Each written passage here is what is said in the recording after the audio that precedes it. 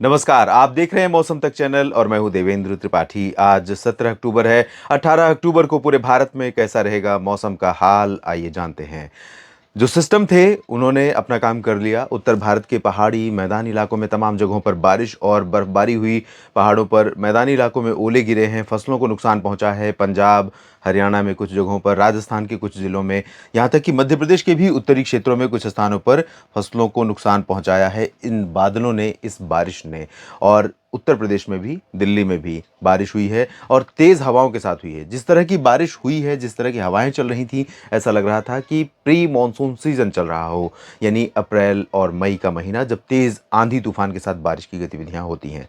लगभग वैसा ही मौसम, वैसी ही प्रकृति थी इस मौसमी गतिविधि की, मौसमी हलचल की। फिलहाल सिस्टम आगे निकल रहे हैं, लेकिन डब्ल्यूडी अभी भी उत्तर भारत के भागों के करीब है। इसका इम्पैक्ट रहेगा।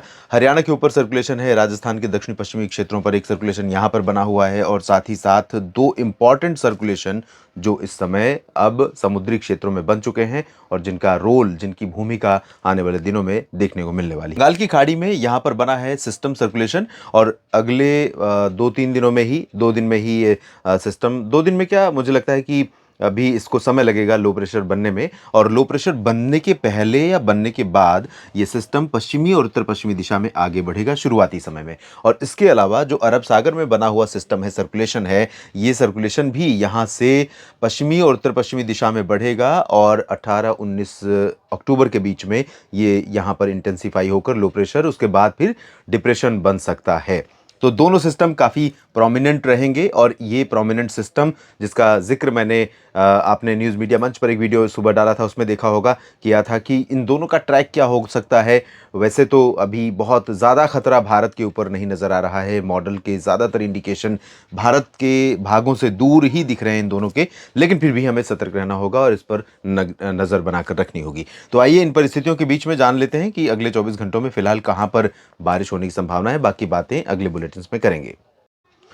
अगले 24 घंटों के दौरान जो परिवर्तन हुआ है और जो अभी परिवर्तन हो रहा है मौसमी सिस्टमों के मूवमेंट के चलते, उसके कारण अनुमान यह है कि उत्तर भारत के पहाड़ों पर जो गतिविधियां जारी थी और मैदानी इलाकों में जो बारिश हो रही थी, वो सब कुछ बदल जाएगा। सिचुएशन ये होगी कि गिलगित बाल्तिस्तान, मुजफ्फराबाद से लेकर लद्दाख में और हिमाचल प्रदेश के कुछ पूर्वी हिस्सों में तथा उत्तरी उत्तराखंड के क्षेत्रों में कुछ स्थानों पर बादल रहेंगे और कहीं कहीं पर लाइट रेन या हल्की बर्फबारी देखने को मिल सकती है, लेकिन बहुत पॉकेट्स में होगी। ज्यादातर जगहों पर ड्राई वेदर रहेगा।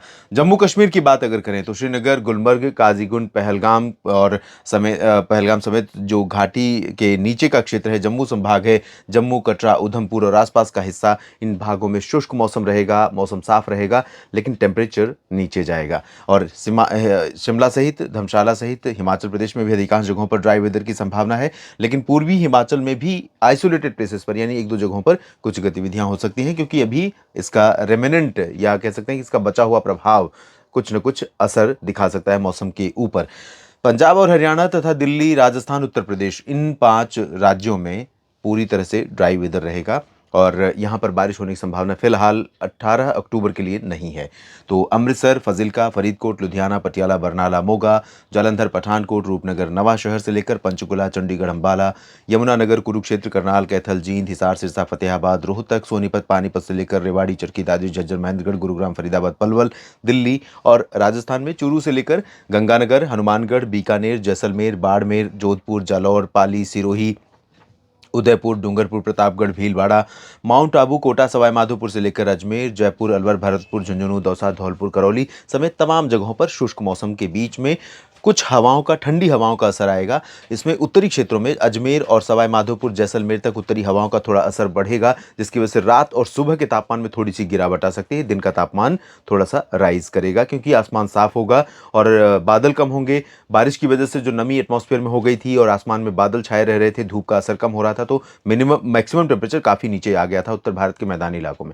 लेकिन ऐसा नहीं है कि वास्तव में ठंडी पूरी तरह से वापस आ गई, शुरू हो गई है। अभी गर्मी गई नहीं है। जैसे ही 3 दिन आप यहाँ देखेंगे मौसम साफ, तो इन रीजन्स में फिर से पसीने छूटने लगेंगे दोपहर में और उमस भी परेशान करने लगेगी। तो ये सिचुएशन अभी बाकी है, और जो नुकसान फसलों को हुआ है उसको बचाने का समय है, उसको या किस तरह से फसलों को सुरक्षित करना है वो आपको देखना होगा।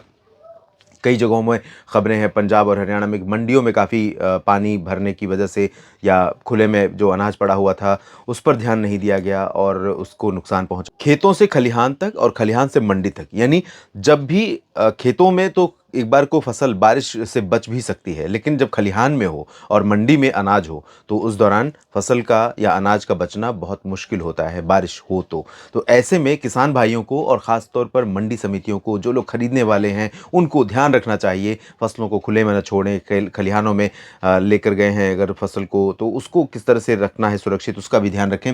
उत्तर प्रदेश में मेरठ, मुरादाबाद से लेकर राष्ट्रीय राजधानी दिल्ली समेत गौतम बुद्ध नगर, बुलंदशहर, गाजियाबाद, अलीगढ़, आगरा, मथुरा, झांसी, ललितपुर, बरेली, लखनऊ, कानपुर और वाराणसी, सोनभद्र, मिर्ज़ापुर से लेकर प्रयागराज, जौनपुर समेत गोरखपुर और बलिया, जौनपुर, आजमगढ़, प्रतापगढ़, सुल्तानपुर, अयोध्या, इन सभी भागों में शुष्क मौसम रहेगा। पश्चिमी दिशा की ठंडी हवाएं असर दिखाएंगी। रात और सुबह के तापमान नीचे जाएंगे, दिन का पारा बढ़ेगा इन सभी जगहों पर। और थोड़ी बहुत बारिश बिहार, झारखंड और पूर्वी उत्तर प्रदेश के एक दो जगहों पर, बॉर्डर एरियाज में थोड़ी बहुत बूंदाबांदी हो सकती है इन जगहों पर, क्योंकि नमी का प्रवाह रहेगा। अभी जो एटमॉस्फेयर में उधर से नमी आ रही है वो नमी रहेगी, और जहां पर वो नमी, उस नमी को ऊपर उठने और कंडेंस होने का मौका मिलेगा, सिचुएशन फेवर में होगी, यानी परिस्थितियां अनुकूल होंगी, वहां पर बादल बन जाएंगे। तो इस पर्टिकुलर रीजन में दिख रहा है, अभी मॉडल इंडिकेट कर रहा है थोड़ा बहुत बिहार में यहाँ पर हो सकता है। बिहार में बारिश हुई जो कि उम्मीद नहीं थी बहुत ज़्यादा, लेकिन बिहार में ठीक ठाक बारिश रिकॉर्ड की गई है और कुछ जगहों पर ओले भी गिरे हैं, तो यहाँ पर भी नुकसान पहुंचा है। यहाँ चंपारण से लेकर किशनगंज, दरभंगा से लेकर भागलपुर, पटना, गया और बक्सर, कैमूर से सिवान, गोपालगंज, सभी जगहों पर मेनली ड्राई वेदर रहेगा।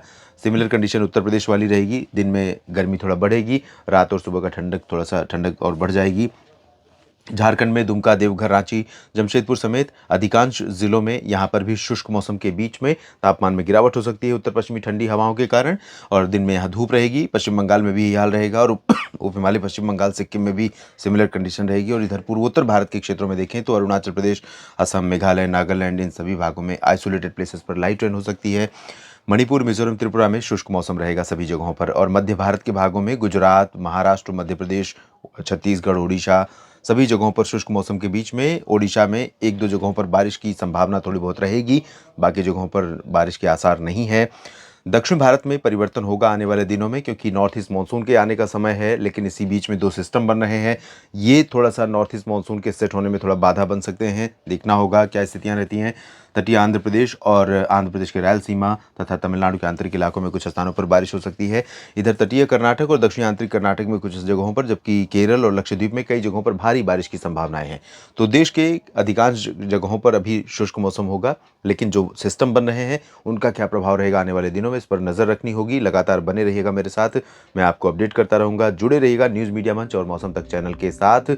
आप सभी का बहुत बहुत शुक्रिया लगातार वीडियोस देखने के लिए, कमेंट करने के लिए और लाइक करने के लिए, साथ ही साथ मुझे अक्सर प्रोत्साहित करने के लिए। आप सबके एक एक शब्द मेरे लिए बहुत महत्वपूर्ण होते हैं, और यही मेरे लिए रिवार्ड या प्रोत्साहन है। आप सभी का जो लगातार अटैचमेंट है, लगातार जुड़ाव है। दोस्तों शुक्रिया ये वीडियो देखने के लिए।